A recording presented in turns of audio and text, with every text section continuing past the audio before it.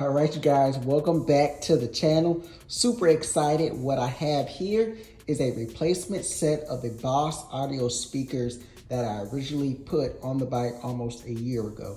I'm not sure what really happened, but the volume just didn't seem to be where it was. So I went ahead, contacted Boss, finally got my replacement. Took about a week. So I'm gonna open it up, see what's inside, and get this thing on the bike.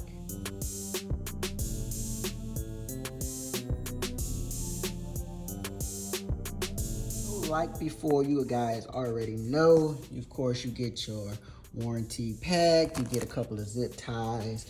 Inside of the box, you get your 4 speakers, which are individually amped. You get your power supplies. This speaker here is your main speaker that has all your controls on it, the power on and off, and the volume. And should be a pretty simple install since I've done this already. I've actually installed it, took it off, and now I'm installing it again. So I'm ready to go ahead and get into it. All right, so I already prepped the bike. And so for the ease of the video, if you want to see the original install, go back. I should put a link to the video somewhere around here so you can go back to the original install. But basically what I did before the speakers came is I took off the side panels. How you take the side panels off, you have some, I forget what they're called, little push pins. Pull those out, you can pull off your side panel. Also took off the hood. And right here you have 2 small screws, one here and one on the other side, which is a T15 torque. Pull that out so that I can move this. And that's all I did as far as prep. I was just kind of messing with the speakers and trying to figure out how I want to set them up. So that's pretty much what I'm going to do. I will mention, I don't remember if I mentioned it in the last video that I made when installing the speakers, but I also have some leather strap that I just got from like a arts and crafts store. You need something like this so that it will fit on the handlebars good. These clamps are a little bit too big. And so you're gonna need, basically some type of spacer so that they don't fall off, because they're not gonna fit. It just doesn't work like that. You're gonna need a bigger spacer here than you will down here, which is probably where I'll mount the second ones again. I'll just mount it the same way I did because I liked how that was. And that should be about it. So you'll just see me fumbling around with that. And if I pull something out that I think I need to discuss, I'll stop the time lapse and we'll go over it. There are a few other tools that we need pretty much to pull off what I have going on here. You just need that torque wrench, or I should say a torque screw, whatever. And you need that little pin puller to get to this point. We are gonna need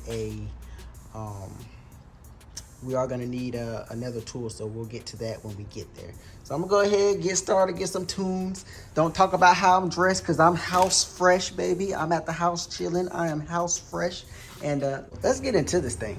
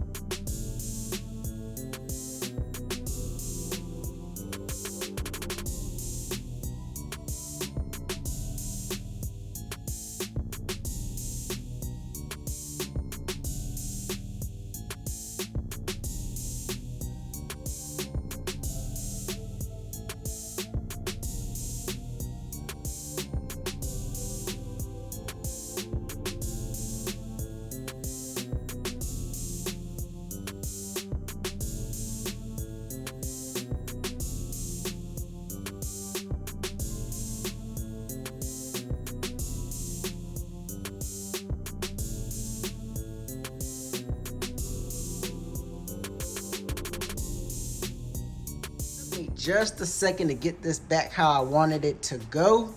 As you can see how I have it set up here. So I have the cord up in the front, the C-clamp clamping in the back of it. And that would be the best position to sit this up on the handlebar, especially since I have my windshield up here. This kind of blocks and creates a little bit of an interference for the speaker. So if you do it that way, that would be the optimal way to mount it on the handlebar if you have a windshield. If you don't have a windshield, then it probably doesn't matter. But if you do have a windshield, this is the optimal position. And the tool that I was using, this would be a 11/16. So that's what you need at least for the front speaker. I think the ones down at the bottom might be a different size, but we'll come across that when we get there. But I do know you're gonna need at least an 11/16 so far.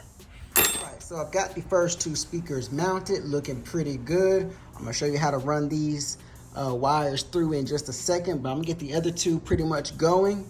And also wanted to note, so this is the main speaker. So this is the one that has all the hookups to it. The nut on this speaker is actually a 3/4. So there's two speakers with a 3/4 crescent wrench, and there will be two speakers with an 11/16. Last time I put the two together, but I thought, well, heck, I really didn't know what I was thinking. I just thought I had it, but hey, I don't think it's gonna make too much of a difference, the nut size going on together or not together. So I'm gonna just keep on moving and get this project done.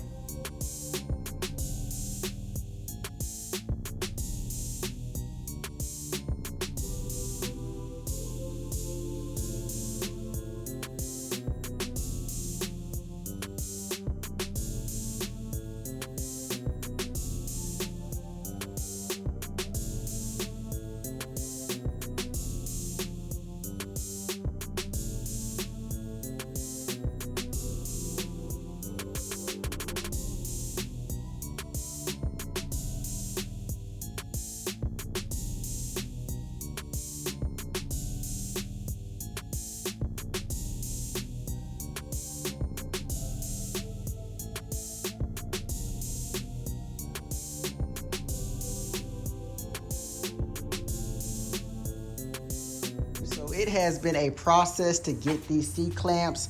Not necessarily my favorite design, but you get it to work. And again, I only spent $100 on these speakers and I got very decent sound out of them. So I'm not gonna complain too much. So anyway, now it's really just time to connect them. So I have all of these connectors here on your main speaker, which is at the top. I just need to funnel it down, which I'll probably funnel it down through here, which is why I went on ahead and lifted that. Funnel that down, bring it on down. Along with the power connection, I'm gonna slide it down and funnel it down. Everything should be right here. And then all I need to do is just plug in, and then tap into the battery. So that's gonna be the next step. Shouldn't be too bad.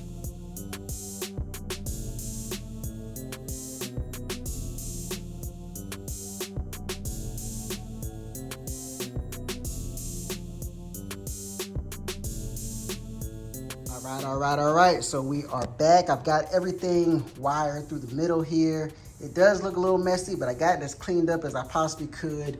Zip tied the wires, and I'm trying to move them in an area where the heat won't affect them as much, where I can get as much airflow and, you know, not mess up the wiring. Up here in the front space, I haven't cleaned this part up yet. I'll do it later, but I got all the, I've got the volume button. I've got the connection to the power and the power button up here in the front space. Last time I know I had this, the volume button up here at the top, and I just kept it in here. I might move it, might not, but I wanted to get as much of these wires into here and lease them out in the engine bay because the engine gets hot. So I've already checked the speakers. The speakers work, they sound great.